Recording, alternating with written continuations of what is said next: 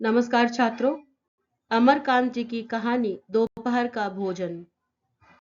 आइए कहानी जानने से पहले लेखक का एक परिचय जानते हैं। प्रेमचंद परंपरा के कहानी लेखकों में अग्रणी अमरकांत का जन्म उत्तर प्रदेश के बलिया जिले के भागलपुर नामक गांव में हुआ था 1 जुलाई सन 1925 को। इनका वास्तविक नाम श्री राम वर्मा है, किंतु हिंदी साहित्य संसार में इन्हें अमरकांत के नाम से जाना जाता है। इनकी प्रारंभिक शिक्षा बलिया में हुई थी। सन 1942 ईस्वी के भारत छोड़ो आंदोलन में भाग लेने के कारण इनकी पढ़ाई में व्यवधान पड़ गया था। बाद में 1948 में इन्होंने इलाहाबाद विश्वविद्यालय से स्नातक परीक्षा उत्तीर्ण की थी। आजीविका के लिए उन्होंने पत्रकार का जीवन अपनाया तथा सबसे पहले सैनिक साप्ताहिक में उप संपादक का कार्यभार संभाला। कुछ समय तक ये लखनऊ में साक्षरता निकेतन से भी जुड़े रहे। इसके पश्चात इन्होंने इलाहाबाद में अमृत पत्रिका, भारत, कहानी तथा मनोरमा के संपादकीय विभाग में कार्य किया तथा साथ साथ कहानियां भी लिखते रहे।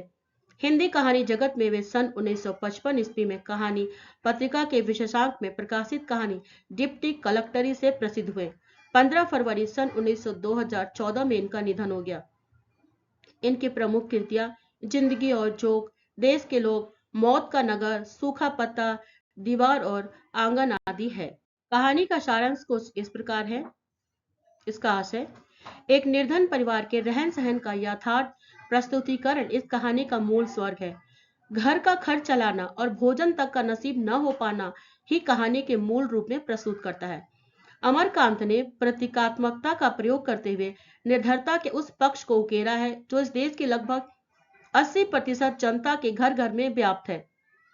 बातों बातों में बहुत सी बातें ऐसी भी यहाँ हो गई है कि मन भर जाता है। कहानी का अंत बहुत ही मार्मिक है। मध्यम वर्गीय परिवार के संघर्षमय जीवन से साक्षात्कार कराने के उद्देश्य से प्रस्तुत कहानी चयनित है। सारांश अमरकांत जी की बहुचर्चित कहानी है जिसमें उन्होंने निम्न आर्थिक स्थिति के एक परिवार के निर्धनता एवं बेकारी से होने वाले दुर्दशा का मार्मिक चित्रण किया है। सिद्धेश्वरी मुंशी चंद्रिका प्रसाद की पत्नी तथा रामचंद्र मोहन एवं प्रमोद की मां है, जो अपनी व्यवहार कुशलता, त्याग तथा धैर्य से घर को टूटने से बचाए हुए हैं। घर के सभी सदस्य संवेदनशील है और गरीबी के चेहरे से परिचित है। गर्मियों की दोपहर में खाना बनाते समय सिद्धेश्वरी भूख से बेहाल है, परंतु घर में इतना अनाज नहीं है कि वह अपने लिए 2 चपातियां भी बना सके। वह पानी पीकर गुजारा करना चाहती है, किंतु खाली पेट पानी पीकर आखिर कब तक जिया जा सकता है। टूटी खाट पर लेटा उसका नन्हा बेटा, जो कि कुपोषण का शिकार है, उसकी टांगों और बाहों की हड्डियां निकल आई है तो पेट हांडी की तरफ फूल गया है। वह सोया हुआ है। दोपहर के 12 बज गए हैं। भोजन का समय हो गया है। घर का बड़ा लड़का 20-21 वर्षीय रामचंद्र आकर चौकी पर निराश हताश बैठ जाता है। बड़ी देर तक जब वह हिलता डुलता नहीं तो माँ हिला डुला कर उठाती है। वह प्रेस में प्रूफ रीडिंग का काम सीखा करता है। संभवतः उसे पारिश्रमिक अभी नहीं मिला। वह इंटरमीडिएट पास है, परंतु नौकरी कर पाना उसके लिए सपना ही है। सिद्धेश्वरी उसे पानी भरा दाल, थोड़े से चने और 2 चपातियां खाने को देती है। रामचंद्र भूखा रहते हुए भी पेट भरकर खाने का अभिनय करता है। वह छोटे भाई मोहन के विषय में पूछता है। सिद्धेश्वरी नहीं चाहती कि मोहन को लेकर वो चिंतित हो। वह उसे झूठ मूठ कह देती है कि मोहन किसी मित्र के यहाँ पढ़ने लिखने गया है। वह यह भी कहती है कि मोहन उसकी बहुत प्रशंसा करता है, ताकि रामचंद्र अपना दुख भूलकर कुछ समय के लिए ही सही प्रसन्न हो ले। कुछ समय पश्चात मोहन भोजन करने आता है। उसके हिस्से में भी 2 रोटी, 2 चपाती और पानी में डूबी दाल ही आती है। सिद्धेश्वरी उसे कहती है कि रामचंद्र उसकी बहुत प्रशंसा कर रहा था। मोहन को यह सुनकर प्रसन्नता होती है। सिद्धेश्वरी के कहने पर वह थोड़ी सी दाल और पी लेता है। इस प्रकार मोहन भी आधा पेट भोजन करके उठ जाता है। पति मुंशी चंद्रिका प्रसाद भी परेशान एवं निराश हैं। उन्हें भी 2 चपातियां खाने को मिलती है। 6 महीने पहले उनकी छटनी किराया नियंत्रण बोर्ड से हो चुकी है और आजकल तो वो बेकार है। सिद्धेश्वरी उसे भी मनोयोग पूर्वक खाना खिलाती है। मुंशी जी भी चाहते हैं कि रसोई में भोजन नहीं है, इसीलिए सिद्धेश्वरी के कहने पर 2 से अधिक चपातियां नहीं खाते। वे सिद्धेश्वरी से गुड़ का शरबत बनाकर पीते हैं। सिद्धेश्वरी उसे प्रसन्न करने के लिए कहती है कि बड़ा बेटा रामचंद्र तो पिता को देवता समझता है और उसे शीघ्र नौकरी भी मिल जाएगी। यह सुनकर मुंशी जी प्रसन्न हो जाते हैं और आराम से खाट पर सो जाते हैं, मानो उसकी नौकरी छूटी ही न हो। मुंशी जी को खाना खिलाकर जब सिद्धेश्वरी स्वयं खाना खाने बैठती है तो उसके लिए थोड़ी सी दाल, बची हुई तरकारी, एक मोटी तथा जली हुई रोटी शेष थी। मुंह में पहला ग्रास डालते ही उसे अपने सोए हुए पुत्र की याद आती है और वह आधी रोटी उसके लिए रख देती है। भोजन करते हुए उसकी आंखों में आंसू आ जाते हैं। सारे घर में मक्खियां भिनभिना रही थी और मुंशी जी निश्चिंत होकर ऐसे सो रहे थे मानो छटनी के बाद उन्हें शाम को काम की तलाश में कहीं जाना ही न हो। एक अंकीय प्रश्न उत्तर। रामचंद्र कितने वर्ष का था? रामचंद्र लगभग 21 वर्ष का था। प्रूफ रीडिंग का काम कौन सीख रहा था? प्रूफ रीडिंग का काम रामचंद्र सीख रहा था। सिद्धेश्वरी के मझले लड़के का नाम क्या है? मोहन। सिद्धेश्वरी के छोटे लड़के की उम्र कितनी है? 6 साल। मुंशी चंद्रिका प्रसाद कितने साल के लगते थे? लगभग 50-55 के। किसकी शादी तय हो गई थी? गंगा शरण बाबू की लड़की की शादी। मुंशी जी की तबीयत किससे उब गई थी? अन्न और नमकीन चीज से। मुंशी जी की छटनी किस विभाग से हुई थी? मकान किराया नियंत्रण विभाग की क्लर्की से। दोपहर का भोजन कहानी के लेखक कौन है? अमरकांत जी। लॉन्ग प्रश्न उत्तर। सिद्धेश्वरी के परिवार का संक्षिप्त परिचय दीजिए। सिद्धेश्वरी का परिवार निर्धन था। उनके 3 बेटे थे। बड़ा बेटा रामचंद्र 21 साल का था। दुबला पतला गोरे रंग का लड़का था जिसकी बड़ी बड़ी आंखें थी। वह किसी अखबार में प्रूफ रीडिंग का काम करता था। स्वभाव से गंभीर था। मझला का नाम मोहन और वह 18 वर्ष का था। हाई स्कूल का प्राइवेट इम्तिहान देने की तैयारी में लगा था। पढ़ाई में उसकी रुचि नहीं थी। छोटा बेटा प्रमोद 6 वर्ष का था जो बहुत ही बीमार और कुपोषित था। उसके पति मुंशी चंद्रिका प्रसाद 45 साल की उम्र में किसी 50-55 से लगते थे। 1.5 महीने पूर्व मकान किराया नियंत्रण विभाग की क्लर्की से उनकी छटनी हो गई थी। अगला क्वेश्चन। बीमार प्रमोद की हालत कैसी थी? छोटा बेटा प्रमोद बीमार पड़ा है। उम्र 6 वर्ष। अध टूटे खटोले पर नंग धड़ंग पड़ा हुआ है। इतना क्षीण हो गया है कि उसके शरीर की हड्डियां स्पष्ट दिखाई देती है। उसके हाव भाव बासी ककड़ियों की तरह सूखे बेजान पैर हाथ दिख रहे हैं। पेट किसी हांडी की तरह फूला हुआ। मुंह पर मक्खियां भिनभिना रही। मां सिद्धेश्वरी ने उसके चेहरे पर एक फटा गंदा ब्लाउज डाल दिया है। वह दयनीय स्थिति में प्रमोद बीमार था। Third question. रामचंद्र का परिचय दीजिए। रामचंद्र सिद्धेश्वरी का बड़ा लड़का है। उसके बाल अस्त व्यस्त है, मुंह लाल है। उसके फटे पुराने जूते पर गर्द जमी हुई है। उसके उम्र करीबन 21 वर्ष है। दुबला पतला, लंबा गोरा रंग, बड़ी बड़ी आंखें और होठों पर झुर्रियां। वह समाचार पत्र के ऑफिस में प्रूफ रीडिंग का काम सीखता है। आमदनी अठन्नी, खर्च रुपया वाली स्थिति है। चौथा क्वेश्चन। मझले लड़के मोहन के रंग रूप और स्वभाव के बारे में लिखिए। मोहन सिद्धेश्वरी का मझला लड़का था।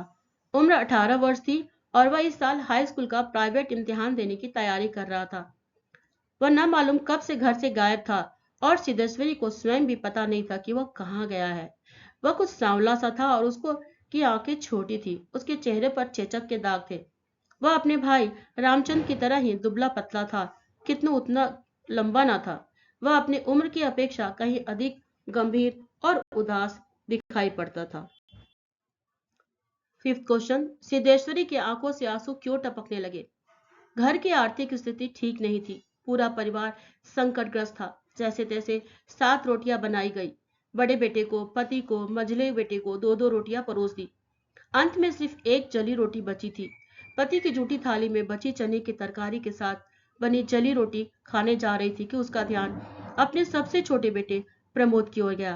रोटी के 2 टुकड़े किए और एक अलग से रख दिया, फिर खाने बैठ गई। घर की इस स्थिति से दुखी हुई और उसके आंखों से आंसू टपकने लगे। क्वेश्चन 6। मुंशी चंद्रिका प्रसाद की लाचारी का वर्णन कीजिए। मुंशी चंद्रिका प्रसाद के 1.5 महीने पूर्व ही मकान किराया नियंत्रण विभाग के क्लर्की से छटनी हो गई थी। दूसरी कहीं भी नौकरी नहीं मिली थी। अभी घर में बीमार लड़का था। बड़े लड़के को कहीं अच्छी नौकरी नहीं मिली। मझला प्राइवेट ही हाई स्कूल परीक्षा के लिए बैठा है। 2 वक्त का भोजन भी नहीं मिल पाता। इनके फटे पुराने गर्द लगे जूते, पत्नी की गंदी साड़ी, गंदगी से भरा मक्खियों से भिनभिनाता घर, बच्चे का खाने पीने के लिए तरसना आदि इस लाचारी के सामने वो बेबस थे। Question number 7। सिद्धेश्वरी ने अपने बड़े बेटे रामचंद्र से मझले बेटे के बारे में झूठ क्यों बोला? सिद्धेश्वरी नहीं चाहती थी कि मोहन को लेकर रामचंद्र चिंतित हो। वह उसे झूठ बोलती है कि मोहन किसी मित्र के यहाँ पढ़ने लिखने गया है। वह यह भी कहती है कि मोहन उसकी बहुत प्रशंसा करता है, जिससे रामचंद्र अपना दुख भूलकर कुछ देर के लिए वह खुश हो जाए। क्वेश्चन नंबर 8, कहानी के सबसे जीवंत पात्र के चरित्र की दृढ़ता का उदाहरण सहित वर्णन कीजिए। कहानी के सबसे जीवंत पात्र सिद्धेश्वरी है। वह घर के निर्धनता से भली भांति परिचित है। उसके बावजूद भी वह अपना धैर्य नहीं खोती और अभाव में भी वह घर की शांति बनाए रखना और सबको खुश रखने की कोशिश करती है। वह घर के सभी सदस्यों की आवश्यकताओं का पूरा ख्याल रखती है। उसका जीवन परिवार के लिए पूरी तरह समर्पित है।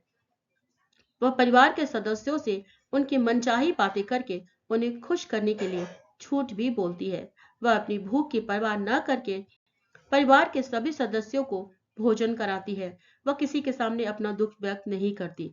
इस प्रकार उसके चरित्र की दृढ़ता कहानी में उसकी भूमिका को जीवंत करती है। क्वेश्चन नंबर 9, कहानी के प्रसंगों का उल्लेख कीजिए जिनसे गरीबी की व्यवस्था झांक रही हो। उत्तर, दोपहर का भोजन कहानी गरीबी की व्यवस्था का बयान करता है। गरीबी की दोपहर में खाना बनाते समय सिद्धेश्वरी भूख से बेहाल है, परंतु घर में इतना अनाज नहीं है कि वह अपने लिए 2 चपातियां भी बना सके। वह पानी पीकर गुजारा करती है। टूटी खाट पर लेटा उसका बेटा कुपोषण का शिकार है। उसकी टांगों और बाहों की हड्डियां निकल आई है और पेट हांडी की तरह फूल गया है। क्वेश्चन नंबर 10, सिद्धेश्वरी का एक दूसरे सदस्य के विषय में झूठ बोलना परिवार को जोड़ने का अनथक प्रयास था। इस संबंध में आप अपने विचार लिखिए। सिद्धेश्वरी परिवार को जोड़े रखने के लिए सभी सदस्यों के सामने बारी बारी से एक दूसरे की झूठी प्रशंसा करती है। उसका मझला लड़का बिल्कुल नहीं पढ़ता और छोटा बेटा हमेशा रोता रहता है। अपने बेटे रामचंद्र को यह सब बताकर दुखी नहीं करना चाहती, इसलिए वह उसके सामने दोनों भाइयों की प्रशंसा करती है, जिससे उन सब के बीच में मधुर संबंध बना रहे। अपने पति के सामने भी बड़े बेटे की प्रशंसा करते हुए कहती है कि वह उसकी हमेशा बड़ाई करता रहता है। वह पिता पुत्र के बीच में के संबंध में आत्मीयता बनाए रखना चाहती है। इस प्रकार सिद्धेश्वरी का एक दूसरे सदस्य के विषय में झूठ बोलना परिवार के जोड़ने का अनथक प्रयास था। क्वेश्चन नंबर 11, अमरकांत आम बोलचाल की ऐसी भाषा का प्रयोग करते हैं जिनसे कहानी की संवेदना पूरी तरह उभर कर आ जाती है। कहानी के आधार पर स्पष्ट कीजिए।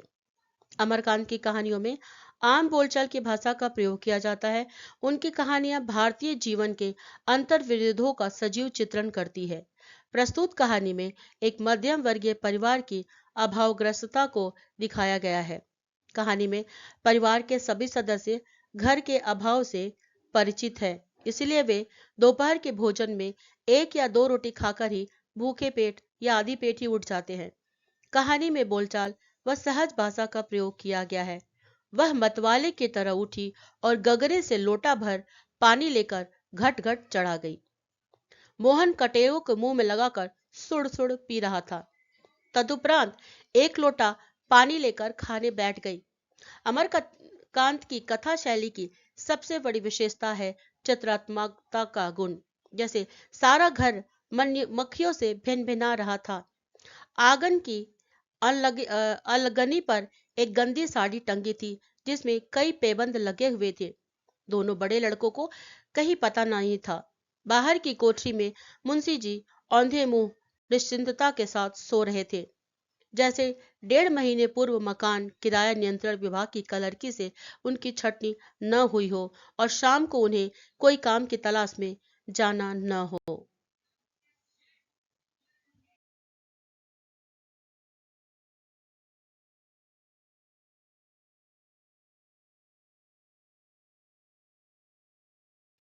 इस तरह से दोपहर का भोजन कहानी यहीं पर समाप्त होता है।